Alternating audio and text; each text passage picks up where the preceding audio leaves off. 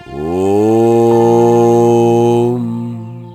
ये लो महाराज, इसे सूरज ढलने के बाद महल में खाइएगा। राजन, मैंने तुम्हारी दयालुता के बारे में सुना था, लेकिन आज उसे अपनी आंखों से देख लिया। ये तुम्हारी परीक्षा थी। ये कहते हुए साधु ने मंत्र पढ़ा। सुबह का समय था। राजा विक्रम के कक्ष में एक दासी साफ सफाई कर रही थी। तभी राजा विक्रम वहां आ गया। तुम मेरे कक्ष में क्या कर रही हो? आपके कमरे की साफ सफाई कर रही थी महाराज। राजा विक्रम का चेहरा क्रोध से भर गया। ए लड़की, क्या तू जानती नहीं कि मेरी पत्नी रुक्मणी और मेरी पुत्री राजकुमारी सौम्या के कक्ष की साफ सफाई केवल इस महल का नौकर अर्जुन करता है? उसके सिवा किसी और दास या दासी को इन कक्षों में आने की अनुमति नहीं है। दासी ने तुरंत अपनी नजरें झुका ली। मुझे अर्जुन ने ही भेजा था। उसकी आज तबीयत ठीक नहीं थी। वो कह रहा था कि उसके शरीर में बहुत थकान महसूस हो रही है। ये सुनते ही राजा विक्रम का क्रोध और भड़क गया। चुपचाप दफा हो जाओ यहाँ से। दासी घबराई हुई नजरों से वहाँ से निकल गई। राजा विक्रम स्वभाव से ही एक अत्याचारी और क्रूर शासक था। उसके मन में प्रजा और दूसरों के लिए इंसानियत की कोई जगह नहीं थी। वो अपने कक्ष से बाहर निकला और सामने खड़े एक सैनिक की ओर देखा। जाकर अर्जुन को पकड़कर लेकर आओ। सैनिक ने तुरंत सिर झुकाया और तेजी से वहाँ से चला गया। कुछ देर बाद एक सुंदर युवक, जिसके चेहरे पर थकान साफ झलक रही थी, नीचे नजर किए हुए वहाँ आ पहुँचा। तुम्हारी इतनी हिम्मत कैसे हो गई कि तुम हमारे महल के नियमों पर भी हुक्म चलाने लगे? क्या हमारे महल में तेरे हुक्म चलेंगे? हैं? कैसे हिम्मत हुई हमारे आदेश की अवहेलना करने की? नहीं महाराज, वो क्या है कि 2 दिन से मुझे बुखार था और शरीर में बहुत थकान महसूस हो रही थी। आज थोड़ा आराम करने का मन था, इसीलिए मैंने दासी को आपके कमरे की साफ सफाई करने के लिए भेज दिया था। बाकी और कुछ नहीं महाराज। मैं आपके नियम की अवहेलना नहीं करूंगा। राजा विक्रम ने कठोर नजरों से सैनिक की ओर देखा। मेरे कक्ष में इसे लेकर आओ। लाओ इसे। सैनिक ने अर्जुन को धक्का देकर कक्ष के भीतर ला खड़ा कर दिया। राजा विक्रम ने दीवार से टंगा हुआ कोड़ा उतारा और पूरी ताकत से 2 बार अर्जुन के शरीर पर जड़ दिया। अर्जुन दर्द से घबरा उठा। जब तक तेरे शरीर पर इन कोड़ों के निशान और दर्द रहेंगे, तब तक तुम्हें याद रहेगा कि तुम इस महल के नौकर हो। तुम्हारा काम है मेरी पत्नी और मेरी पुत्री के कक्ष की साफ सफाई करना। भूलना मत, नहीं तो अगली बार कोड़ों की संख्या बढ़ जाएगी, चमड़ी उधेड़ ली जाएगी तेरी। निकल यहाँ से। ये कहकर राजा विक्रम वहाँ से चला गया। अर्जुन की आंखों में आंसू भर आए और वो अपने थके हुए शरीर के साथ राजा विक्रम के कक्ष की साफ सफाई करने लगा। राजा विक्रम के कक्ष की साफ सफाई के बाद अर्जुन रानी रुक्मिणी के कक्ष में पहुंचा। आज आने में इतनी देर कैसे हो गई? माफ कीजिएगा महारानी, आज मेरी तबीयत ठीक नहीं थी।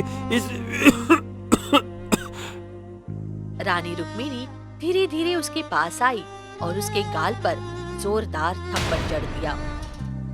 तू इस महल का नौकर है। तेरी तबीयत ठीक हो या ना हो, तुझे समय पर मेरे कक्ष की साफ सफाई करनी ही होगी। इतना कहकर रानी रुक्मिणी वहाँ से चली गई और अर्जुन चुपचाप उसके कक्ष की सफाई में लग गया। रानी ने कक्ष की सफाई के बाद अर्जुन सीधे राजकुमारी सौम्या के कक्ष में पहुंचा, लेकिन वहाँ का दृश्य देखकर वो चौंक गया, क्योंकि कमरा पहले से ही साफ था। राजकुमारी, आपके कमरे की साफ सफाई किसने की? कुछ देर पहले मैंने ही दासी से करवाई थी। क्यों, क्या हुआ? हाँ, आप नहीं जानती राजकुमारी, अगर ये बात महाराज को पता लग गई तो वो मुझे बहुत बुरी तरह से डांटेंगे। आप ऐसा ना करवाया करिए, मैं ही करूँगा ये काम। रुकिए, मैं अभी कर देता हूँ। ये कहते हुए अर्जुन ने फिर से कमरे की सफाई करने लगा। अरे ये क्या कह रहे हो? कमरे की साफ सफाई हो चुकी है, मुझे दोबारा साफ सफाई नहीं चाहिए। अर्जुन ने उसकी बात नहीं मानी और चुपचाप पूरा कमरा साफ करके वहाँ से निकल गया। अर्जुन महल के उस हिस्से में पहुँचा जहाँ वो रहता था। वहाँ एक कबाड़ से भरा छोटा सा कमरा था। वो चटाई पर बैठ गया और शीशे के सामने अपनी पीठ को देखने लगा। उसी समय राजकुमारी सौम्या वहाँ आ गई। अर्जुन की घायल पीठ देखकर वो चौंक गई। अर्जुन, तुम्हें आखिर किसने मारा? तुम्हारे शरीर से तो खून बह रहा है। अर्जुन की आंखों में आंसू आ गए।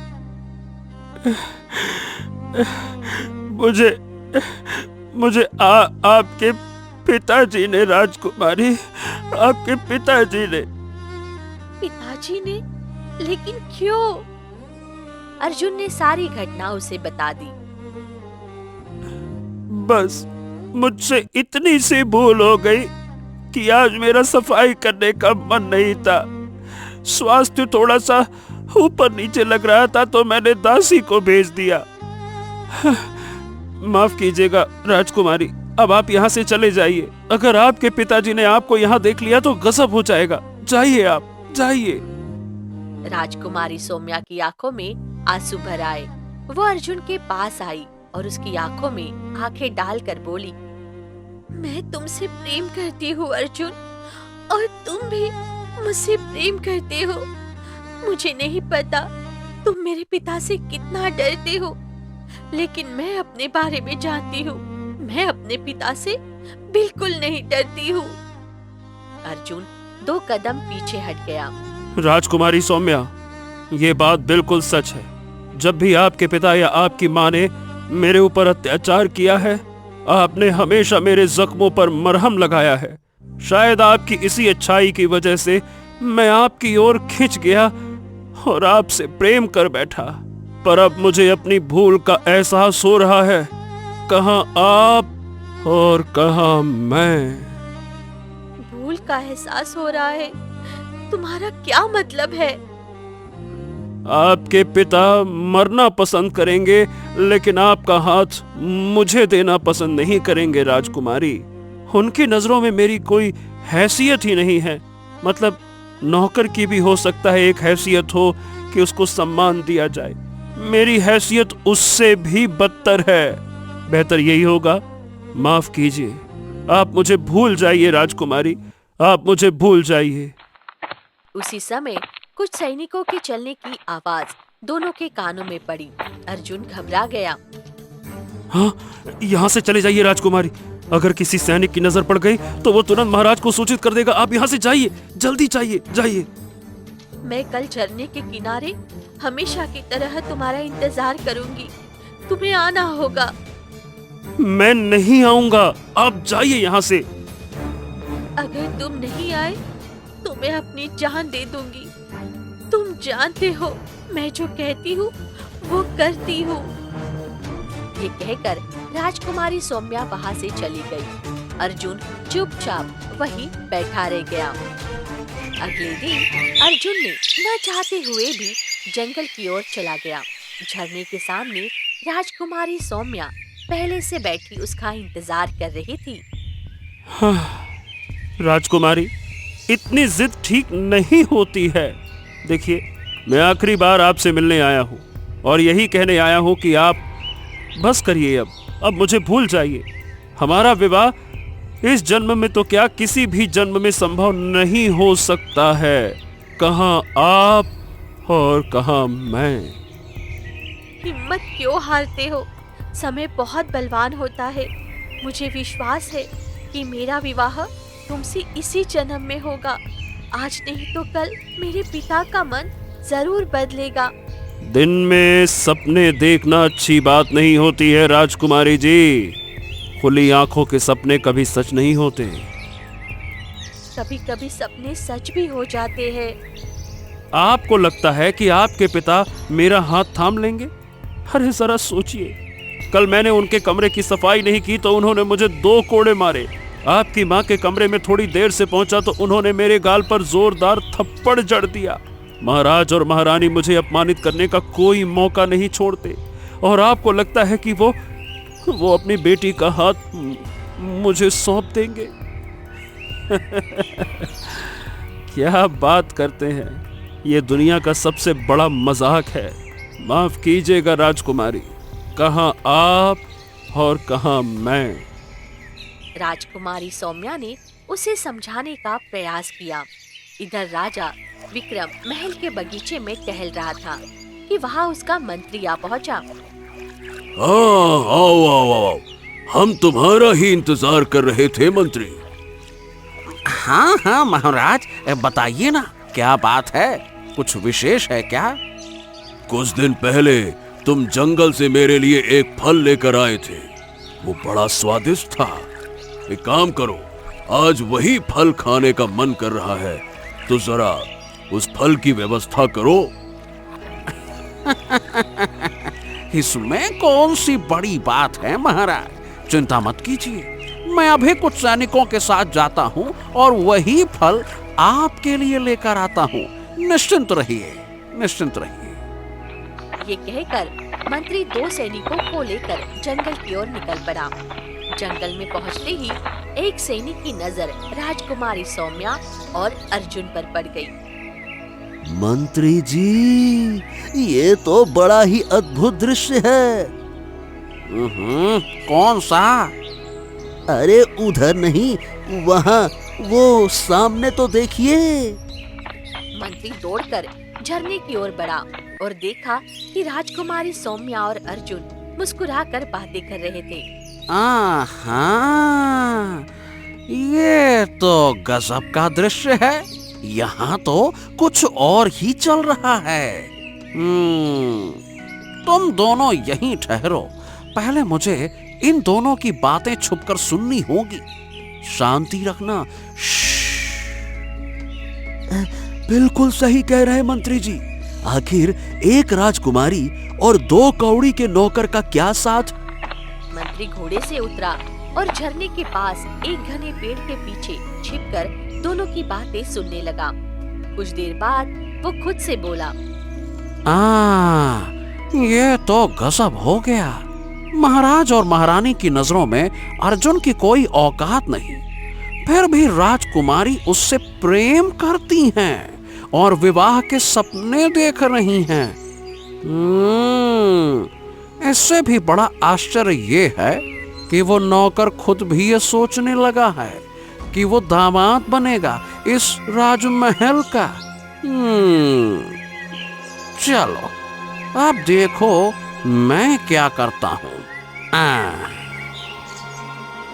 मंत्री तुरंत वहाँ से निकलकर दोनों सैनिकों के पास पहुँचा और उनके साथ महल की ओर रवाना हो गया। कुछ देर बाद मंत्री राजमहल के सामने बने बगीचे में राजा विक्रम के सामने खड़ा था। मंत्री जी, तुम्हारे हाथ में हमें वो फल दिखाई नहीं दे रहा। महाराज, ये फल वल छोड़िए। अरे फल वल छोटी चीज है। मैं फल की जगह एक ऐसी सूचना लेकर आया हूँ जिसे सुनकर आप गुस्से से आग बबूला हो जाएंगे, तलवार निकालकर गर्दन काटने पर आमादा हो जाएंगे। अरे कोड़े तो इतने बरसाएंगे कि सामने वाला कोड़े खा खा कर ही मर जाएगा। ये कैसी बातें कर रहे हो? कौन सी सूचना? मंत्री ने अपनी आंखों देखी और कानों सुनी सारी बातें राजा विक्रम को बता दी। ये सुनते ही राजा विक्रम पूरी तरह क्रोधित हो उठा। अब हमें पूरी तरह से विश्वास हो गया है कि तुम सच कह रहे हो। यकीन करो, मन तो कर रहा है कि तलवार निकालकर उसकी गर्दन काट दे। अब उस अर्जुन को मारना होगा। हम उस 2 कौड़ी के नौकर को जीवित नहीं छोड़ेंगे। अरे आखिर उसकी हिम्मत कैसे हुई हमारी बेटी से प्रेम करने की?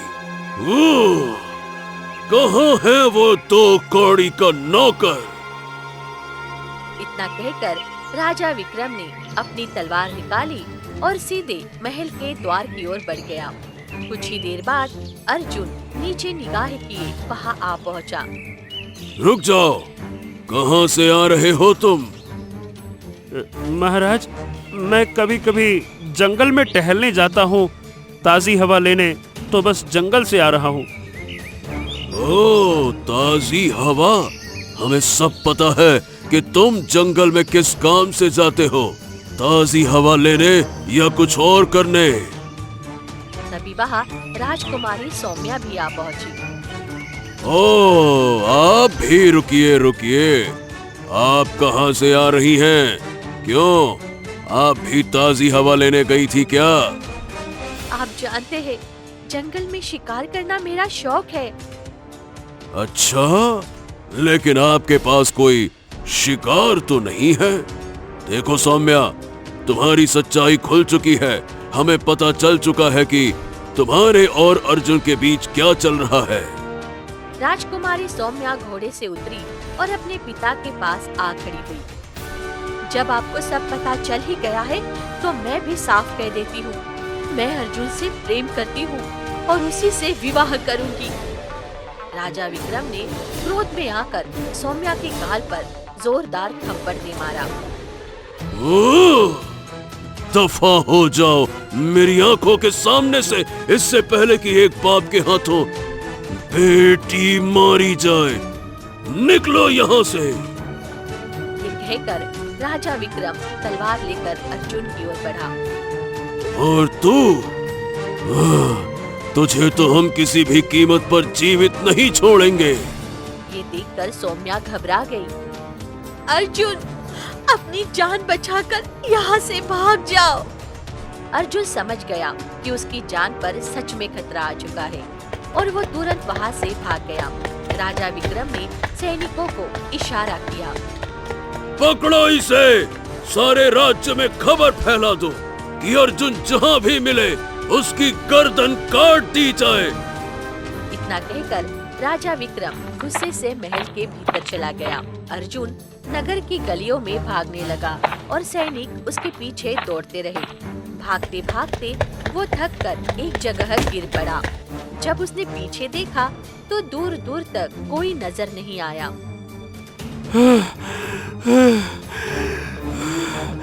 अरे बाप रे, लगता है कि सैनिक पीछे छूट गए, लेकिन वो मुझे जरूर ढूंढने आएंगे। मुझे छिपने के लिए कोई ठिकाना ढूंढना होगा।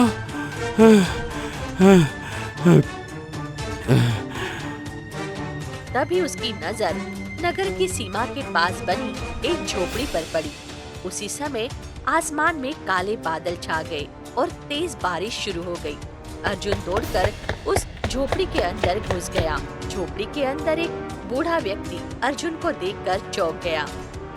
अरे कौन हो तुम और मेरी झोपड़ी में कैसे घुस आए? मैं आपको सब कुछ बताता हूँ बाबा, पहले मेरी बात सुनिए। ए, बकवास बंद करो, तू जरूर कोई चोर होगा। सुन, इन बूढ़ी हड्डियों में बहुत ताकत है, उठाकर पटक दूंगा मैं। इसीलिए कहता हूँ चुपचाप दफा हो जा, नहीं तो मार मार के भगाऊंगा तुझे, समझ गया? निकल यहाँ से। तभी अर्जुन के कानों में घोड़ों की टापों की आवाज पड़ी। बाबा धीरे बोलिए, सैनिक मेरी तलाश में है। अगर आपकी आवाज उन तक पहुंच गई तो वो मेरी जान ले लेंगे। बाबा कृपया करके बस मेरी मदद कर दीजिए, आज के लिए, बस आज के लिए, बात मानिए। ये सुनकर बूढ़ा व्यक्ति चौंक गया और अर्जुन के पास आ गया। सैनिक, तुम्हारी जान क्यों लेना चाहते हैं? आखिर तुमने ऐसा क्या किया है? हैं? कुछ ना कुछ तो गलत किया होगा ना? अर्जुन की आंखों से आंसू बह निकले। हाँ, मैंने इस दुनिया का सबसे बड़ा गुनाह किया है बाबा, प्रेम किया है मैंने, प्रेम। वो भी राजकुमारी से, और मेरा नाम अर्जुन है बाबा, और मैं महल में नौकर हूँ। बात ऐसी है बाबा कि आज क्या हुआ। उसने शुरू से अंत तक सारी बातें बूढ़े व्यक्ति को बता दी और फूट फूट कर रोने लगा। बूढ़े व्यक्ति की आंखों में अर्जुन के लिए हमदर्दी भर आई। उसने उसे गौर से देखा। बेटे, तुम्हारा चेहरा मुझे किसी की याद दिला रहा है। अब मैं समझ गया हूँ कि तुम कौन हो, यानी कि कौन से अर्जुन हो तुम। क्या कहा बाबा आपने? कौन से अर्जुन? इससे आपका क्या मतलब है बाबा?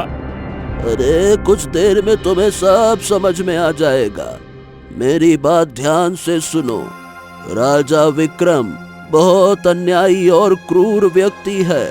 उसके सैनिक तुम्हें तब तक ढूंढेंगे जब तक वो तुम्हें मार न दे।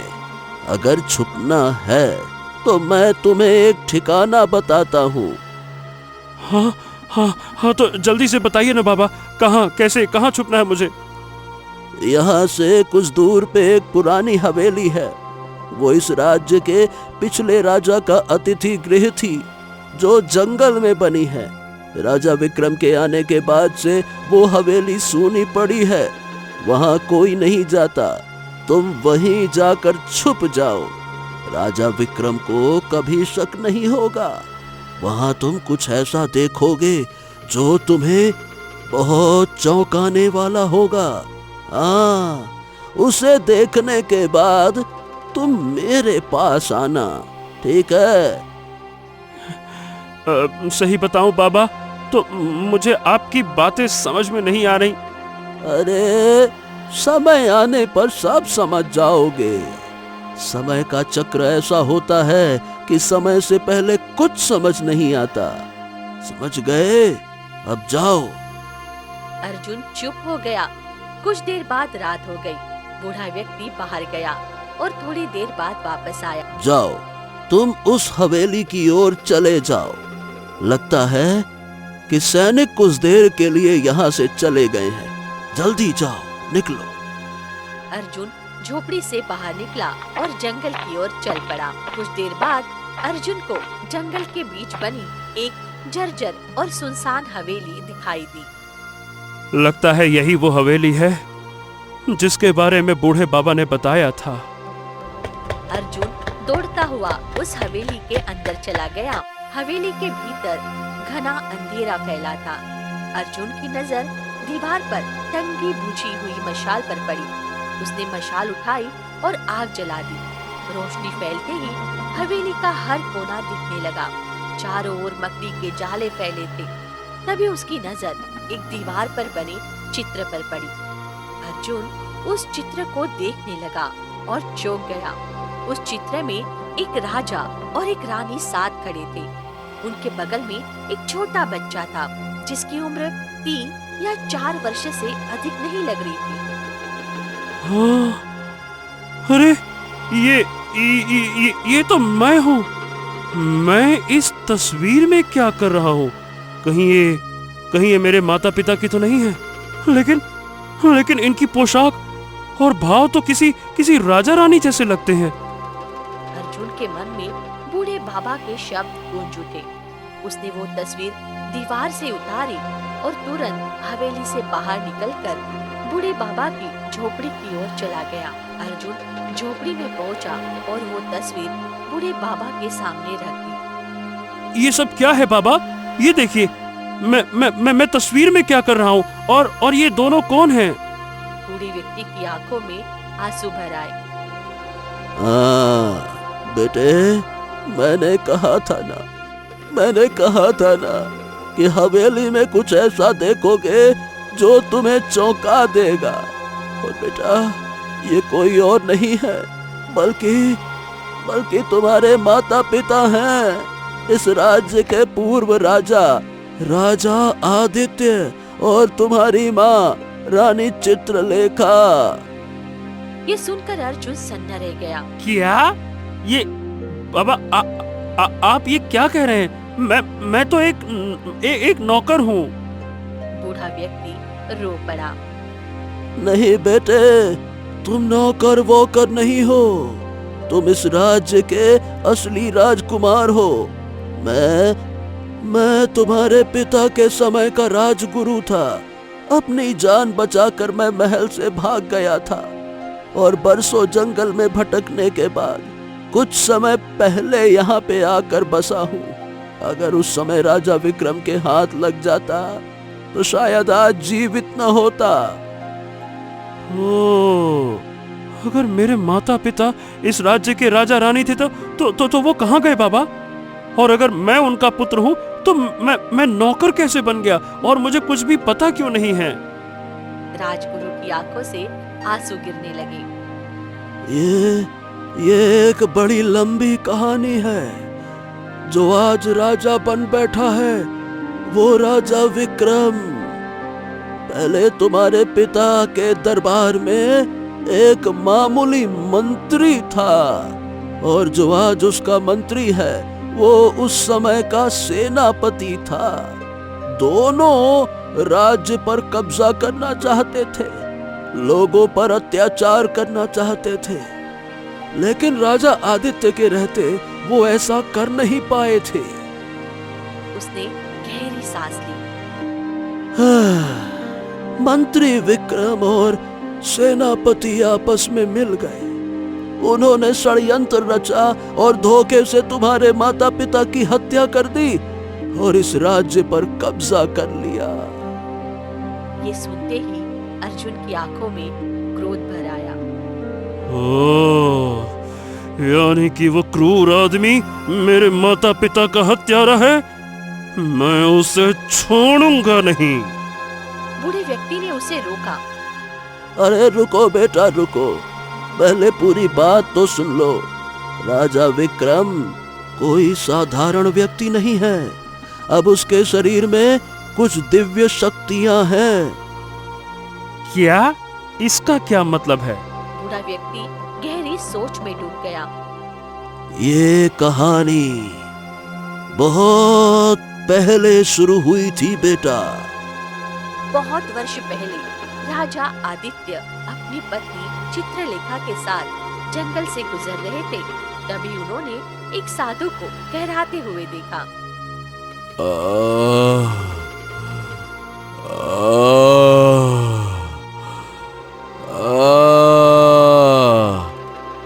अरे साधु महाराज, आप करा क्यों रहे हैं? क्या बात है?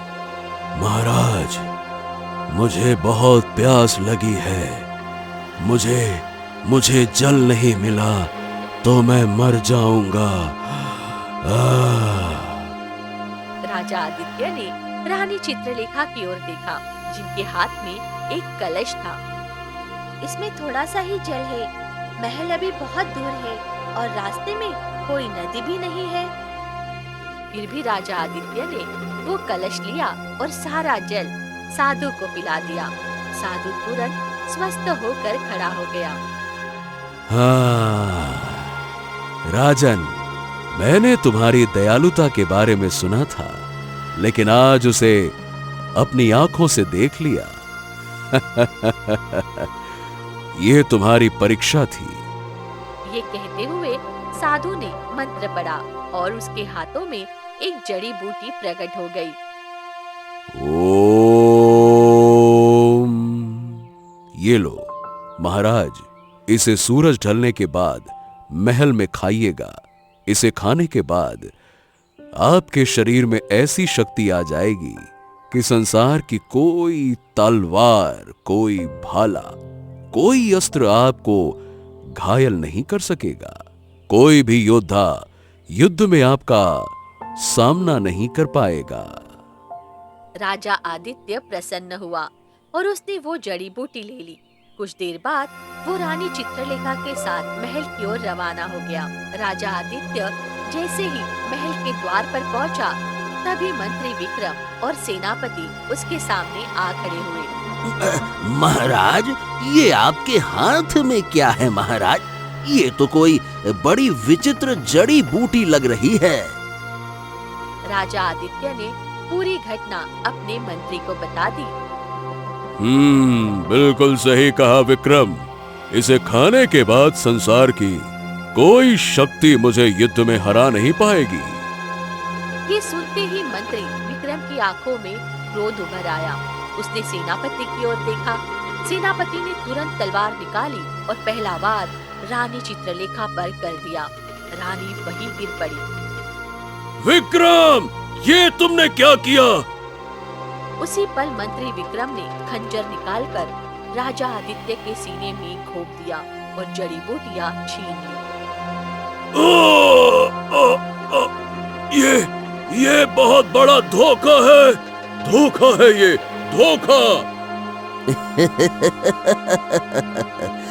ये बहुत बड़ा धोखा जरूर है, लेकिन हमें इसी का इंतजार था। मुझे ये नगर चाहिए और मैं यहाँ का राजा बनना चाहता हूँ। तभी राजा आदित्य का 4 वर्षीय का पुत्र अर्जुन वहाँ आ गया। राजा आदित्य की आंखों में आंसू आ गए। मेरे पुत्र को कुछ मत करना। अरे चिंता मत कीजिए महाराज, इसे तो मैं कुछ नहीं करूंगा। इसे हमेशा नौकर बनाकर अपनी आंखों के सामने रखूंगा। इसे कभी पता नहीं चलेगा कि इसके पिता राजा थे। ये कहकर मंत्री विक्रम ने राजा आदित्य पर एक और वार किया और वो वही ढेर हो गया। ये सुनते ही अर्जुन की आंखों से आंसू बहने लगे। बेटा,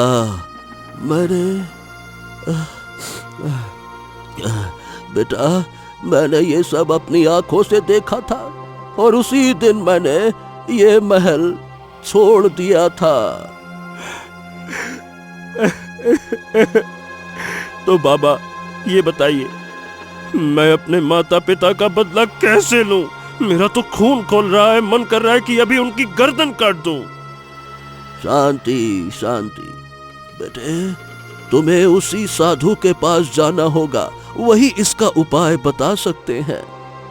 अर्जुन उसी समय जंगल में साधु की तलाश करने निकल गया। बहुत देर बाद उसे एक साधु ध्यान में बैठा मिला। उसने साधु को सारी कहानी सुनाई। साधु ने आंखें खोली और गहरी सांस ली।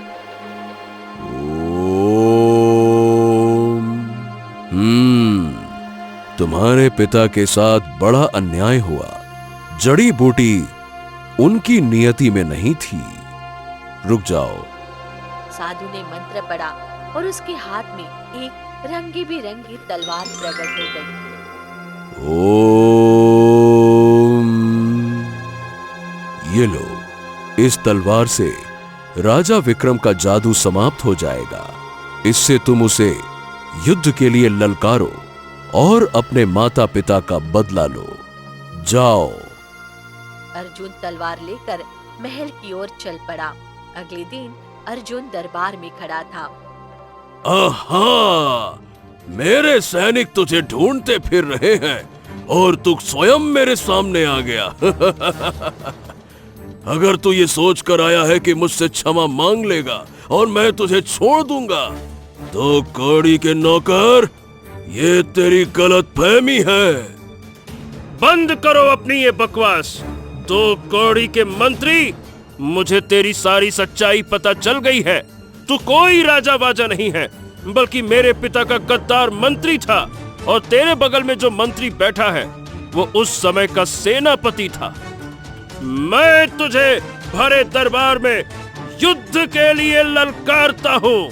मैं अपने माँ और पिता का बदला लेने आया हूँ। इस राज्य पर मेरा अधिकार है और आज मैं इस राज्य पर अपना अधिकार जता कर रहूंगा। मुकाबले के लिए तैयार हो जाओ। ये सुनते ही राजा विक्रम की आंखों में क्रोध की लकीरें उभर आई। वो तुरंत तलवार निकालकर मैदान में उतर आया। तुझे क्या लगता है कि तू मुझे समाप्त कर देगा, मूर्ख कहीं के? अगले ही पल अर्जुन ने क्रोधित अवस्था में अपनी तलवार से जोरदार वार राजा विक्रम के शरीर पर किया। राजा विक्रम के शरीर से खून बहने लगा। असंभव, असंभव, ये कैसे हो सकता है? मेरे शरीर पर तो कोई तलवार या भाला असर नहीं कर सकता।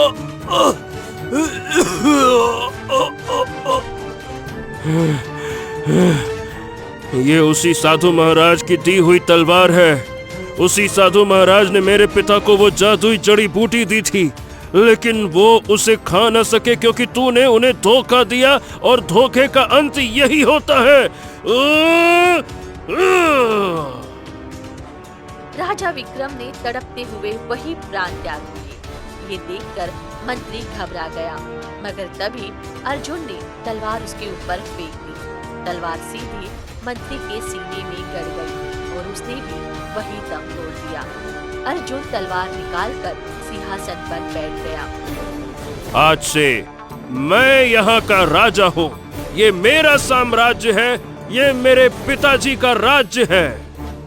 उसी समय रोती हुई रानी रुक्मिणी और राजकुमारी सौम्या वहां आ पहुंची। अर्जुन ने सारी घटना राजकुमारी सौम्या को बता दी और फिर सैनिकों की ओर इशारा किया। गिरफ्तार कर लो रुक्मिणी को, हिरासत में लो। ये भी अपने पिता के साथ बराबर दोषी है, पकड़ो इसे।